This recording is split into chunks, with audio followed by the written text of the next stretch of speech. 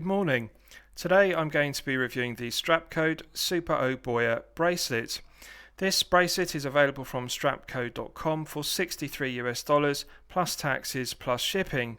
So firstly, let's look at the packaging that the bracelet comes in, and then I'll talk you through some tips with regards to resizing your watch bracelet. So the bracelet comes in this resealable plastic bag. As you can see, it has Strapcode on it, and the bracelet in itself is fully wrapped with films which one removes, and that does suffice in protecting the bracelet from any scratches. The end links to the bracelet are solid stainless steel, and they are protected by these two rubber sleeves. And these two rubber sleeves also keep the stainless steel spring bars inside the end links from coming out, so very effective. Now I'll just show you the end links. I haven't used them and I'll explain why.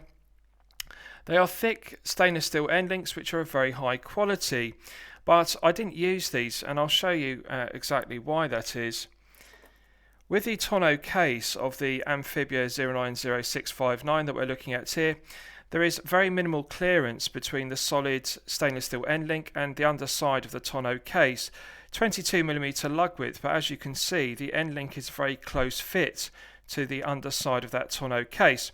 So in order to gain sufficient clearance between the solid end link and the underside of the tonneau case, I had to reuse the stainless steel Vostok spring bars rather than the thicker spring bars which come with this Strapcode Super Oboya bracelet. And that has the effect of allowing more articulation. There's more movement because the Vostok spring bars are more slender, and therefore the end link can move up and down more, and as you can see, that gains sufficient clearance underneath the tonneau case. So that's just a word of warning. If you're trying to fit a Strapcode Super Oboya bracelet to your Vostok Amphibia 090 series with a tonneau case, you will have to use the Vostok spring bars rather than the thicker spring bars which come with the bracelet. So I'll give you some tips with regards to resizing watch bracelets firstly, and then I'll review the bracelet. Before resizing a bracelet, I always use a butane blowtorch to heat up the screw pins for 10 seconds. The reason why I do that is to melt the thread lock on the other end of the screw. It's often the case that collectors don't do that, and they end up trying to undo the screw which is bonded inside the bracelet link with thread lock, and they end up chewing the screw head. So all one has to do is heat up the thread lock for 10 seconds, that melts it, and then one can easily unscrew the bracelet links without chewing the screw head. Now I hold the bracelet, which is now warmed up because I've used a blowtorch, in this nylon block, and as you can see on the underside I put 4 dots of white tack, and this stops it sliding around on the desk. It sticks it to the desk so the bracelet stays in position, it doesn't move around. It's often the case that collectors try to hold the bracelet in the hand and then they try to unscrew the screw with a screwdriver with the other hand, and because the bracelet is moving around, inevitably they slip with the screw on the screw head and they scratch the bracelet. So the first thing to do is to stick this down to a desk. That holds the bracelet in position so it doesn't move around, and then one can use 2 hands rather than 1 to guide the tip of the screwdriver onto the screw head. So these are very inexpensive, but they are very effective. Now the other thing I recommend you purchase is a Burgeon spring bar tool. Now on one end it's got a very fine 2-pronged fork point for engaging with the spring bar, and on the other end it has a precision ground tool steel point, and that's useful for adjusting the micro adjust on the clasp.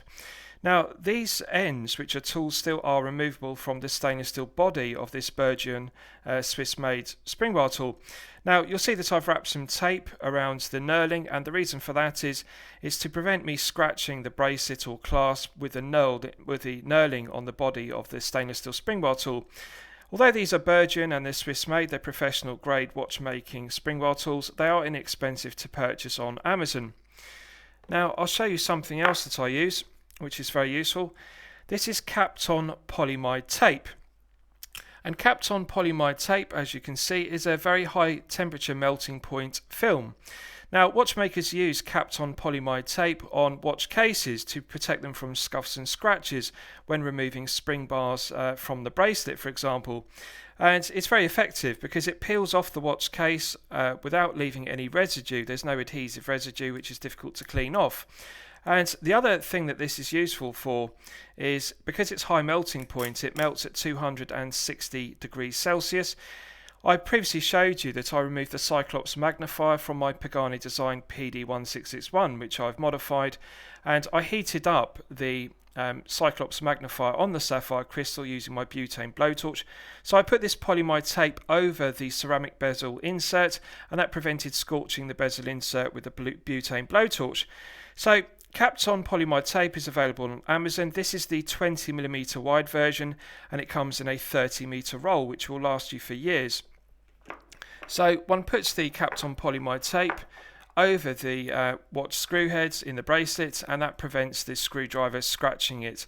Now, as you can see, I've wrapped some around the knurling, and that also prevents the knurling of this spring bar tool scratching the bracelet when resizing it.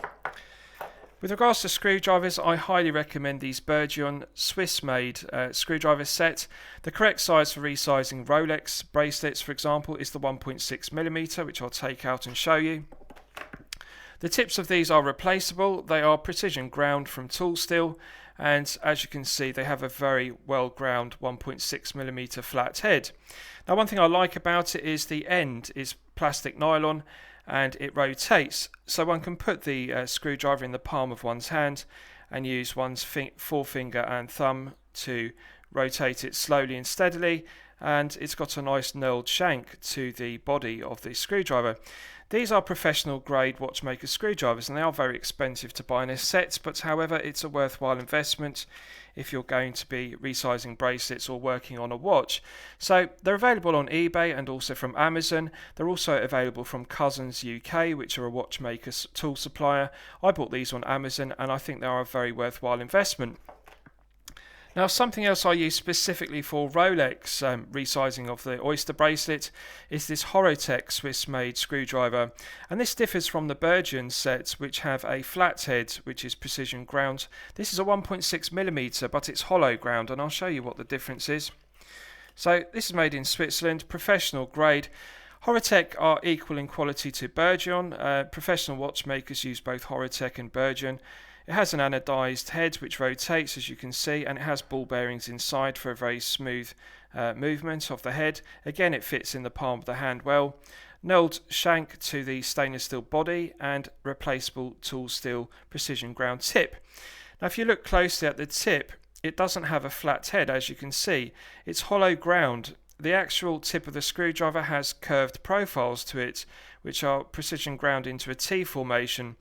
And the hollow ground tip actually grips the head of a Rolex 1.6mm screw head better than the Bergeon, which is a flat head. So these are the kind of screwdrivers that Rolex technicians, Rolex watchmakers in their service centres use, rather than the flat head that I showed you, the Bergeon 1.6mm. These hollow ground Horrortech screwdriver tips actually fit Rolex screws better.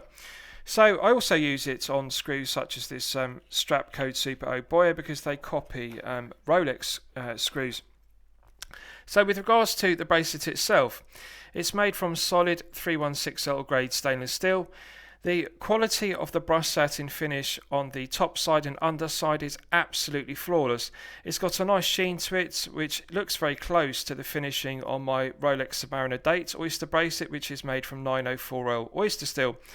Very nice sheen to the 316L grade stainless steel. The flanks of the bracelet are polished to a flawless mirror finish, and it uses screw pins rather than push pins, as I've discussed. Now, the execution of the 2-button push flip-lock clasp is done to perfection.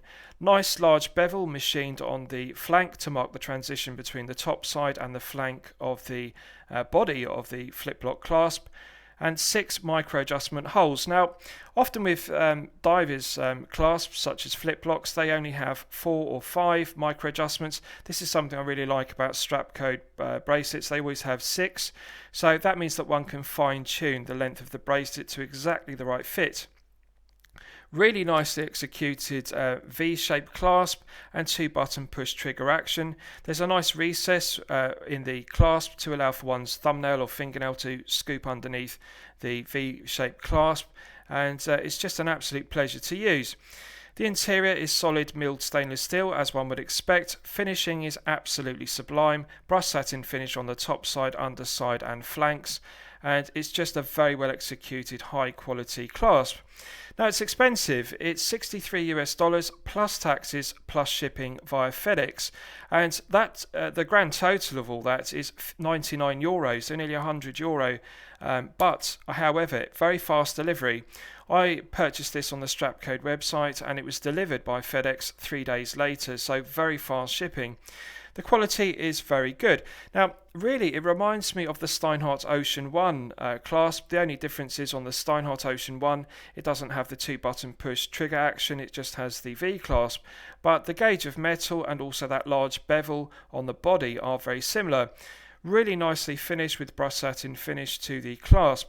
So I'll give you a wrist shot and you can see how it fits on my 8-inch wrist. Now, I'm pleased to report that Strapcode bracelets do actually fit up to a 9-inch wrist. I've actually removed one full link. Good positive click to the body of the clasp. Nice positive click to the V-shaped flip lock. So very well executed mechanism. So I removed one full link, and as you can see, I can still fit an index finger underneath the bracelet and clasp. So I just want to discuss this. Now, you'll know from my previous reviews, I like to wear my watch bracelets loose. And the correct sizing of a watch bracelet should be that one should always be able to slide an index finger underneath the bracelet and clasp at all times. And the reason for that is it allows for wrist expansion in warm weather or if one is active playing sport, for example. Really, there's no need for a diver's extension unless one is fitting the piece over a wetsuit. There's no need to have micro adjustment or a glide lock clasp if one sizes the bracelet correctly using the index finger under the clasp method. And it's often a mistake that collectors make. They size their bracelets too tight on the wrist. And the problem with that is it puts shear on the pins and the bracelet links, and it expedites the wear of the pins in the bracelet and also the links. It elongates the holes in the links, and it also grinds away the pins prematurely. And that's why one gets bracelet stretch, one gets lots of gaps and one gets lots of play in between the links and the pins due to that expedited wear. So really, to avoid that, if you size it correctly with an index finger underneath the bracelet clasp, that doesn't put tension on the bracelet and therefore it doesn't put the pins into shear and it doesn't strain them, so they're not grinding away against the holes in the links.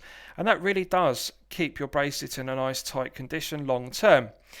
Now, as you can see, the fit of the 22mm bracelet is absolutely sublime. It suits the tonneau case to perfection. This tapers from 22mm at the lugs down to 18mm at the flip lock clasp, so perfect proportions for a 40mm head of the tonneau piece. Now, if you purchase the 20mm version, it tapers from 20 down to 16, exactly the same proportions as a Rolex Oyster clasp, and again, they have got the proportions absolutely correct. The finishing is perfect, the quality of the finishing is perfect, the comfort is perfect, feel-good factor is exceptional. It's absolutely transformed this Vostok Amphibia 090659, which is one of my favourite pieces, as you'll know. And really, it makes such a difference from the abhorrent folded link, hollow end link bracelet which pulls arm hair that comes with the piece.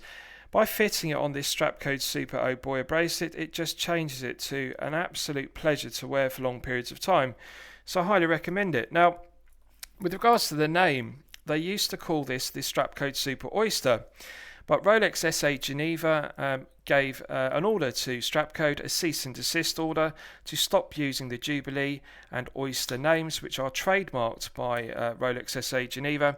And Strapcode naturally obliged the cease and desist order, and they stopped using the two terms, Super Oyster and also Super Jubilee.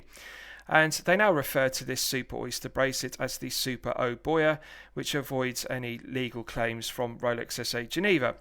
And I've previously used this before, although it didn't have this upgraded heavier gauge of metal V clasp. It had a lighter gauge of metal and the older style design. So this is a notable improvement, and I think it is worth paying the extra for that. They do sell the older version on the strapcode.com website, but this is definitely the one to have. So I absolutely love it. Now, are there any negatives to the piece? Well, none whatsoever. It's a heavy bracelet. It weighs 96 grams, so that's the only thing to consider. If you have a heavy head of the piece, for example, this is a solid 316L grade 40mm tonneau case. It's a thick slab of stainless steel, as you can see. It's 15mm thick.